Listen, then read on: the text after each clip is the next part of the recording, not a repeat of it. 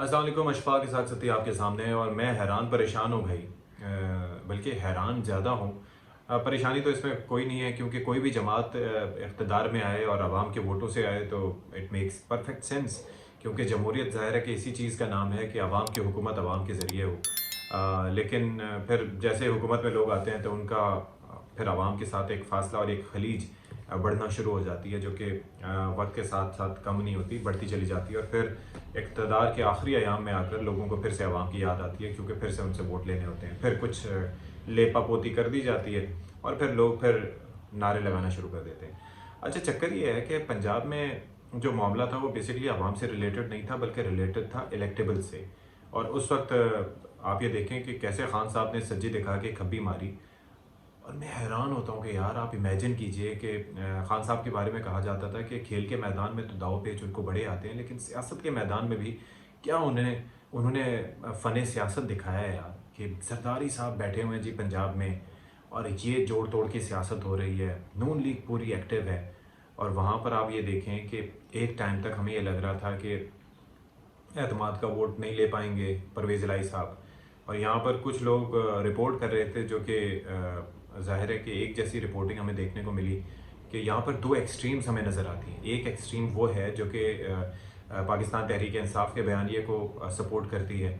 दूसरी एक्सट्रीम वो है कि जो नून लीग के बयानिए को सपोर्ट करती है या एंटी होती है। तो उसके अंदर हम ये देख रहे थे कि कुछ लोग कह रहे थे कि जी 170 पे नंबर कायम है। फिर वो मोमना साहिबा का जो मामला आया था, फवाद चौधरी साहब ने जो इल्ज़ाम लगाया था कि जी वो लोटी हो गई हैं, उन्होंने 5 करोड़ रुपये लिए हैं। उस पर उन्होंने भी उन पर फवाद चौधरी पे इल्ज़ाम लगाए थे, लेकिन कहा कि जी मैं लोटी नहीं हूँ, लेकिन मैं परवेज़ इलाही को मैंने वोट नहीं देना। परवेज़ इलाही साहब ने क्या किया कि अपने बंदों को यकीन दिलाया कि जी तुसी मैनू वोट दो, हमने एतमाद का वोट लेने और उसके बाद हमने असम्बली नहीं तोड़नी। ठीक है। फिर मतलब रात गए तक इजलास चलता रहा। एंड खान साहब वॉज सो श्योर। आप ये अंदाज़ा कीजिए कि मरकज़ में उनकी हुकूमत नहीं है अभी, उनकी हुकूमत है खैबर पख्तूनख्वा में, पंजाब में। लेकिन ज़ाहिर है कि पंजाब की ब्यूरोक्रेसी जो है वो, और जो एक रिवायत भी है कि चढ़ते सूरज की पुजारी होती है, यानी कि और मरकज़ का काफ़ी इन्फ्लुएंस होता है। आप ये देखें कि जरदारी साहब वहाँ पर डेरे डाल के बैठे रहे। ठीक है। वहाँ पर काफ़ी वो कह रहे थे कि चमक वगैरह भी दिखाई जा रही थी अरकान को। फिर राना सनाउल्लाह साहब और अता तारड़ ऐवान में बैठे रहे। राना सनाउल्लाह साहब का बड़ा एक टैका है और जाहिर है कि लोगों को डराया जाता है उनका नाम लेके। और खान साहब के धरने के दिनों में या जब वो लॉन्ग मार्च लेके चल रहे थे तो वो राना साहब की तैयारियों के हवाले से कहा जा रहा था कि तुसी आओगे तो देख लांगे। और फिर असम्बली तोड़ने में एक अमर ये भी मान्य था कि परवेज़ इलाही साहब ये समझते थे कि आपको आपकी चीखें निकलवा दी थी उन्होंने, और अगर आप ऐसा करते हैं, असम्बली तोड़ देते हैं और 2 असम्बलियों में आपकी हुकूमत नहीं रहती तो फिर क्या होगा। लेकिन बहरहाल सारी चीज़ों को पसे पुश रखते हुए एतमाद का वोट भी हो गया। और उसके बाद फिर दूसरा सवाल था, वही प्रो PMLN जर्नलिस्ट जो थे वो ये सवाल उठा रहे थे कि ये तो हो गया जी, अब असम्बली कब तक टूटेगी, असम्बली तो नहीं तोड़ेंगे।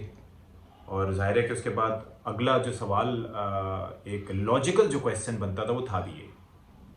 अब वो असम्बली भी तोड़ने की समरी वज़ीर आला साहब ने भले बोझल दिल के साथ भेजी हो, भले अपने लोगों के साथ उन्होंने एक किसी डील के तहत या सीट एडजस्टमेंट के वादे के तहत या किसी भी वजह से अपने अरकान के साथ एक तरह से गलत बयानी करके उन्होंने जो भी उनसे वोट लिया, लेकिन उन्होंने बहरहाल वोट ले लिया। उसके बाद उन्होंने जिस भी तरह से, अब लोग इमला की गलतियां निकालें, लोग कहें कि जी इस तरह से किया या उस तरह से किया, लेकिन बहरहाल उन्होंने समरी भी भेज दी। गवर्नर पंजाब ने तस्दीक भी कर दी कि समरी मौसूल हो गई और यूं असम्बली टूट गई, क्योंकि गवर्नर के पास आइनी तौर पर और इसके अलावा कोई इख्तियार नहीं है। 48 घंटे में, यानी कि 2 दिन के अंदर अगर वो असम्बली नहीं तोड़ते तो असम्बली आज खुद उसको तहलील तस्वुर की जाएगी। अब वो वक्त भी गुजर गया है कि वो गवर्नर राज भी लगा सकें, क्योंकि वज़ीर आला साहब की सारी पावर्स उनके पास वापस आ गई हैं एतमाद का वोट लेते साथ ही। क्या वैसे किस्मत की ज़रीफ़ी है, किस्मत की सितम ज़रीफ़ी है कि एक जानिब आप हुकूमत बचा रहे थे, एक जानिब आप असम्बली बचा रहे थे, एतमाद का वोट लेकर अपनी वजारत आला बचाकर फिर आपने असम्बली तहलील कर दी। तो ये सियासी दाव पेच जो होते हैं, दे आर वेरी इंटरेस्टिंग। अच्छा जी, अब क्या होगा आगे, सवाल ये बनता है। आगे ये होगा कि अब बनेगी निगरान हुकूमत, और निगरान हुकूमत और अच्छा, मैं परेशानी की बात आपको बता रहा हूँ ना कि राना सनाउल्लाह साहब को वहाँ पर जो मुल्क से बाहर बैठे हैं ना, लीडर आज़म नून लीग के मियाँ नवाज शरीफ साहब, ज़ाहिर है कि जो फैसला साजी होती है उसमें उनका बड़ा किरदार होता है। उन्होंने 3 बार उनको फ़ोन किया राना साहब को इस सारी सिचुएशन के दौरान, यानी कि उनके साथ कोई ब्लफ हुआ है। तो कुछ डिटेल्स खुल के सामने आएंगी, पता चलेगा कि आखिर हुआ तो हुआ कैसे। ज़ाहिर है ये भी पक्के सियासतदान है, कैसे उनसे ये चीज़ें मिस हो गई। अब ये है चक्कर कि अब होगी बनेगी निगरान हुकूमत का क़याम अमल में आएगा, उसके लिए हमज़ा शहबाज साहब से मुशावरत की जाएगी। हमज़ा शहबाज साहब को ख़त लिखा जाएगा और ख़त लिख के फिर कहा जाएगा कि किसी केयर टेकर सेटअप के, केयर टेकर गवर्नमेंट के हवाले से एक एक आपके अंदर एक इत्तफ़ाक़ राय पाया जाना चाहिए। अब उस इत्तफ़ाक़ राय ना होने की सूरत में फिर मामला जाएगा इलेक्शन कमीशन ऑफ पाकिस्तान को, और इलेक्शन कमीशन ऑफ पाकिस्तान फिर केयर टेकर सेटअप के आने के बाद 90 दिन के अंदर इंतखाबात कराने का मजाज होगा। अच्छा, इसके लिए ज़रूरी नहीं है कि चारों सूबाई असम्बलियों में इलेक्शंस हों, इसके लिए बस ज़रूरी है कि जो असम्बली अपनी मतलब टूट चुकी है वहाँ पर इंतखाबात करा दिए जाएँ, और वहाँ पर इंतखाबात हो जाएंगे तो वहाँ पर सारी सेटलमेंट हो जाएगी। जो जनरल इलेक्शंस होते हैं वो सिर्फ कौमी असम्बली के टूटने की सूरत में होते हैं, और यहाँ पर ऐसा दिखाई नहीं दे रहा। तो फिर अभी लगता है कि अगले 3 से 4-5 महीने में फिर इलेक्शन का दौरा होगा। अब केयर टेकर सेटअप कैसे आएगा, कौन कौन से उसमें नाम होंगे, क्या मुशावरत होगी, किस तरीके से उस पर मुशावरत होगी, उसमें कितना टाइम गेन करेंगे, कितना टाइम वेस्ट होगा या नहीं होगा, ये देखना बाकी है। लेकिन खान साहब ने जो तहलील से मुताल्लिक वादा किया था वो पूरा कर दिया। खान साहब ने एतमाद का वोट लेने का कहा था, वो ले लिया। ठीक है, ये इन लोगों की पीडीएम की गवर्नमेंट की डिमांड थी। और उसके साथ साथ अब केपी असम्बली के हवाले से कहा जा रहा है कि 1 से 2 दिन में। अब ये चीज़ वैसे आपको क्या लगता है कि क्यों इसमें टाइम लिया जा रहा है? बैरिस्टर साहब ने कहा है कि 1 से 2 दिन में गवर्नर को समरी भेज देंगे, तो उधर क्या पक रहा है? क्योंकि उनकी तो डिमांड ही यही थी कि यहाँ हो तो वहाँ हो।